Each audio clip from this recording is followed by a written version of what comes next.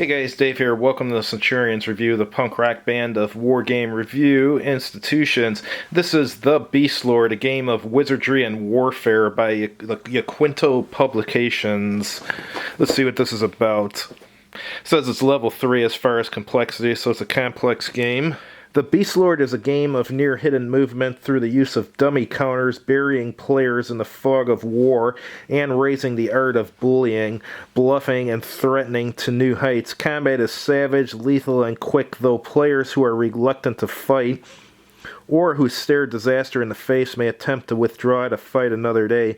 Threat of ambush slows the cautious in a game where speed and decision and movement are all important, but it also severely punishes the rash.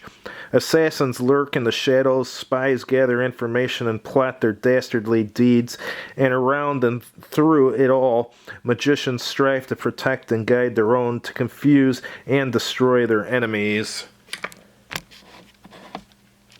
Let's open this up and see what's in here.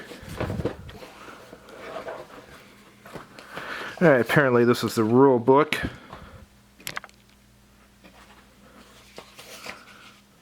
How many pages is this? So it's about 20 pages. Has a table of contents, so that's good. And then it looks like it starts out with a storyline about the Beastlord.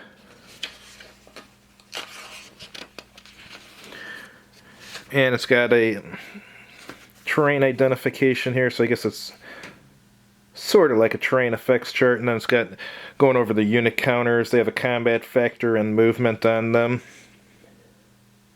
And then there's loot you can get to. And habitation, wonder what that is. All sorts of stuff, magic users. Starts out with an introduction to the game. See if we can find the sequence of play. It's going over what the map board's about. And it's got dummy counters in it.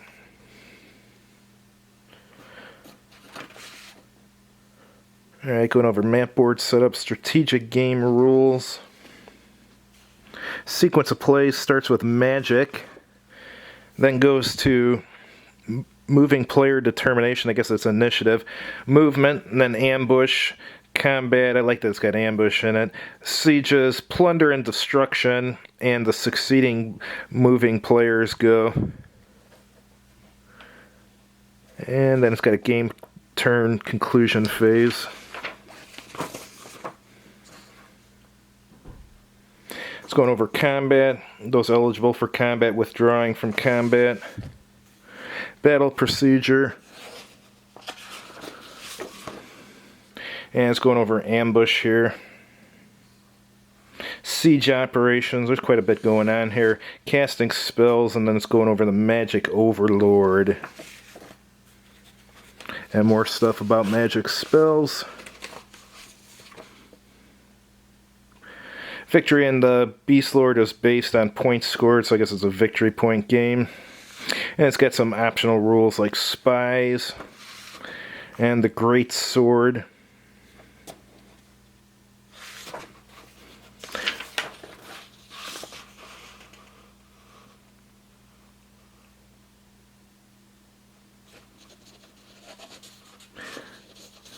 There's something here called the dragon. What is it? Is it a scenario?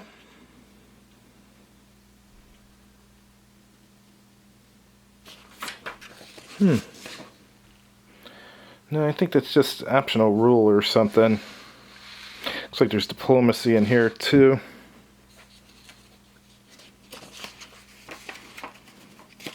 Interesting. It's got facing, and there's tactical game rules going over archery. Alright, here's a terrain effects chart, terrain modifications to combat table. Be nice if they had a little handout sheet with that stuff on it so you don't have to flip through the book. And there's morale in here. Alright, let's see what the rest of the stuff looks like, and here are the other components.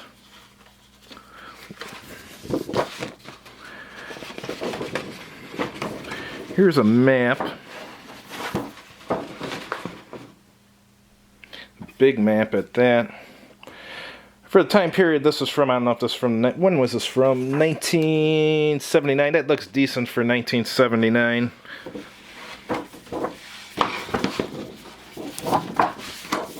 Some other type of map here. This one has charts on it, which is good.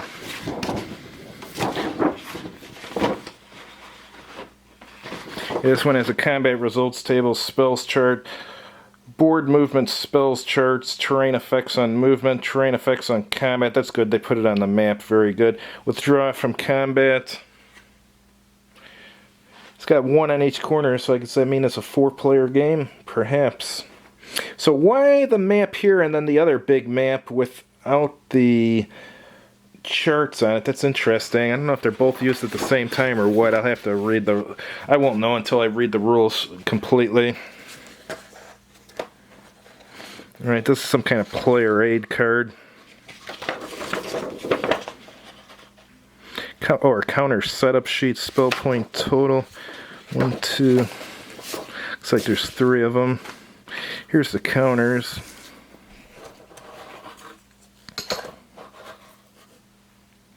Yeah, they're pretty simple as you expect from 1979. They actually look better than a lot of counters I've seen from that era.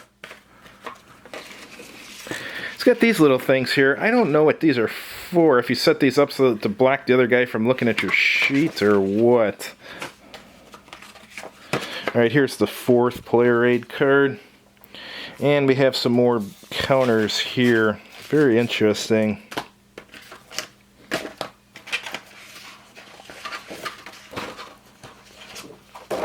Some more player aids here. These are about the units.